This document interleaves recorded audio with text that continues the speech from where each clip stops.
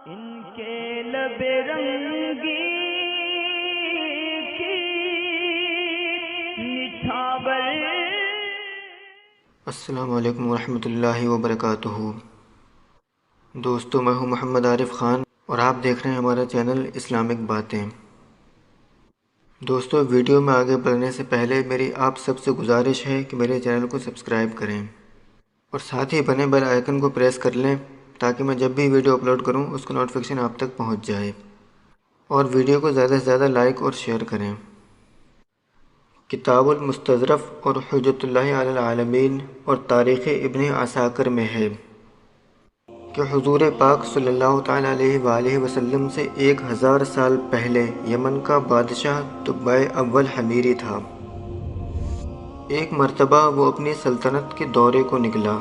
12,000 عالم اور حکیم اور 1,32,000 سوار اور 1,13,000 پیدل سپاہی اپنے ساتھ لیے، اور اس شان سے نکلا کہ جہاں بھی پہنچتا اس کی شان و شوکت شاہی دیکھ کر مخلوق خدا چاروں طرف سے اس کے نظارے کو جمع ہو جاتی تھی۔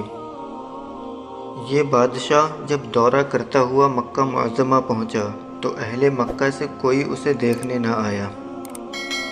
بادشاہ حیران ہوا اور اپنے وزیر اعظم سے اس کی وجہ پوچھی تو اس نے بتایا کہ اس شہر میں ایک گھر ہے جسے بیت اللہ کہتے ہیں۔ اس گھر کی اور اس کے خادموں کی، جو یہاں کے رہنے والے ہیں، تمام لوگ بے حد تعظیم کرتے ہیں، اور جتنا آپ کا لشکر ہے اس سے کہیں زیادہ دور اور نزدیک کے لوگ اس گھر کی زیارت کو آتے ہیں اور یہاں کے باشندوں کی خدمت کر کے چلے جاتے ہیں۔ پھر آپ کا لشکر ان کے خیال میں کیوں آئے؟ یہ سن کر بادشاہ کو غصہ آیا اور قسم کھا کر کہنے لگا کہ میں اس گھر کو کھدوا دوں گا اور یہاں کے رہنے والوں کو قتل کروا دوں گا۔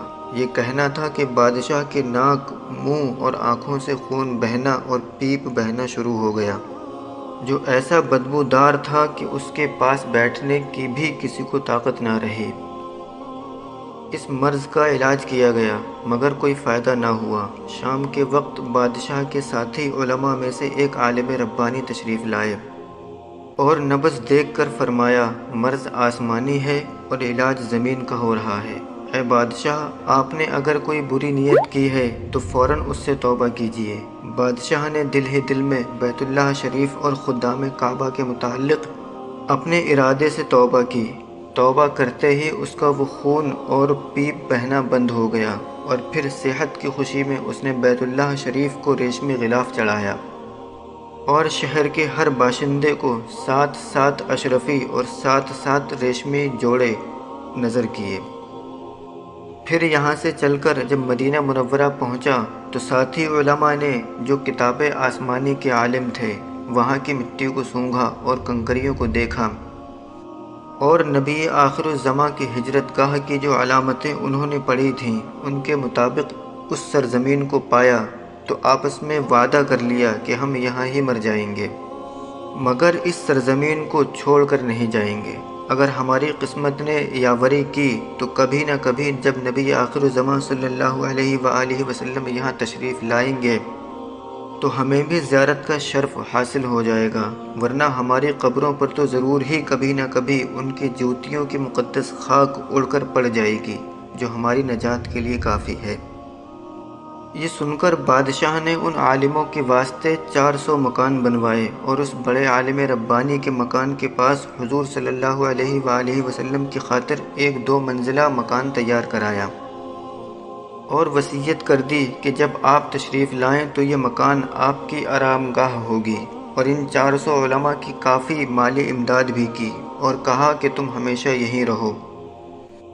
اور پھر ان بڑے عالم ربانی کو ایک خط لکھ دیا اور کہا کہ میرا یہ خط ان نبی آخر الزماں صلی اللہ علیہ وآلہ وسلم کی خدمت اقدس میں پیش کر دینا، اور اگر زندگی بھر تمہیں حضور صلی اللہ تعالیٰ علیہ وآلہ وسلم کی زیارت کا موقع نہ ملے تو اپنی اولاد کو وصیت کر دینا کہ نسلاً بعد نسل میرا یہ خط محفوظ رکھیں، یہاں تک کہ سرکار صلی اللہ تعالیٰ علیہ وآلہ وسلم کی خدمت میں پیش کیا جائے۔ یہ کہہ کر بادشاہ وہاں سے چل دیا۔ وہ خط نبی کریم صلی اللہ تعالیٰ علیہ وآلہ وسلم کی خدمت اقدس میں 1000 سال بعد پیش ہوا۔ کیسے ہوا اور خط میں کیا لکھا تھا؟ سنیے اور حضرت مصطفیٰ صلی اللہ تعالیٰ علیہ وآلہ وسلم کا اعتراف فرمائیے۔ خط کا مضمون یہ تھا: کم ترین مخلوق طبع اول حمیری کی طرف سے شفیع المذنبین سید المرسلین محمد رسول اللہ صلی اللہ تعالیٰ علیہ وآلہ وسلم، اما بعد، اے اللہ کے حبیب، میں آپ پر ایمان لاتا ہوں اور جو کتاب آپ پر نازل ہوگی اس پر بھی ایمان لاتا ہوں، اور میں آپ کے دین پر ہوں۔ بس اگر مجھے آپ کی زیارت کا موقع مل گیا تو بہت اچھا اور غنیمت، اور اگر میں آپ کی زیارت نہ کر سکا تو میری شفاعت فرمانا اور قیامت کے دن مجھے فراموش نہ کرنا۔ میں آپ کی پہلی امت میں سے ہوں اور آپ کے ساتھ آپ کے آنے سے پہلے ہی آپ کے ہاتھ پر بیعت کرتا ہوں۔ میں گواہی دیتا ہوں کہ اللہ ایک ہے اور آپ اس کے سچے رسول ہیں۔ شاہ یمن کا یہ خط نسلاً بعد نسل ان 400 علماء کے اندر حرز جان کی حیثیت سے محفوظ چلا آیا، یہاں تک کہ 1000 سال کا عرصہ گزر گیا۔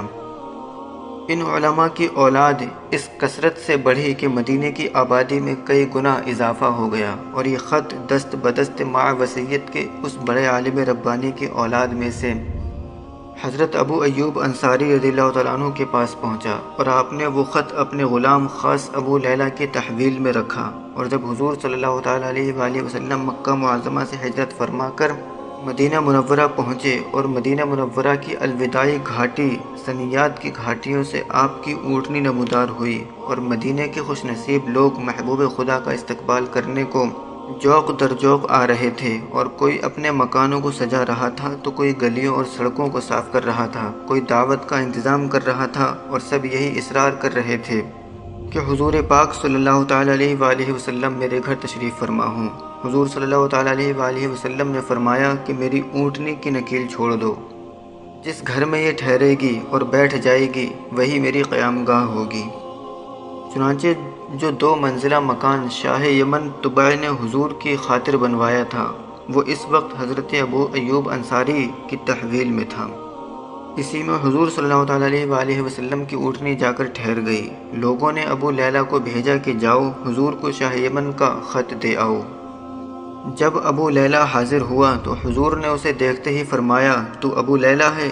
یہ سن کر ابو لیلہ حیران ہوا۔ حضور نے پھر فرمایا، میں محمد رسول اللہ ہوں۔ شاہ یمن کا جو خط تمہارے پاس ہے لاؤ وہ مجھے دو۔ چنانچہ ابو لیلہ نے وہ خط دیا اور حضور نے پڑھ کر فرمایا، صالح بھائی طبع کو آفرین و شاباش ہے۔ ہمارے حضور صلی اللہ تعالیٰ علیہ وآلہ وسلم کا ہر زمانے میں چرچا رہا، اور خوش قسمت افراد نے ہر دور میں حضور سے فیض پایا، اور میرے آقا صلی اللہ تعالیٰ علیہ وآلہ وسلم اگلی پچھلی تمام باتیں جانتے ہیں۔ اور یہ بھی معلوم ہوا کہ حضور صلی اللہ تعالیٰ علیہ وآلہ وسلم کی آمد کی خوشی میں مکانوں اور بازاروں کو سجانا اور مزین کرنا صحابہ اکرام کی سنت ہے۔ پھر آج اگر حضور کی آمد کی خوشی میں بازاروں کو سجایا جائے، گھروں کو مزین کیا جائے اور جلوس نکالا جائے تو اسے بدعت کہنے والا خود کیوں بدعتی نہ ہوگا؟ وآخر دعوانا الحمد للہ رب العالمین۔ السلام علیکم ورحمۃ اللہ۔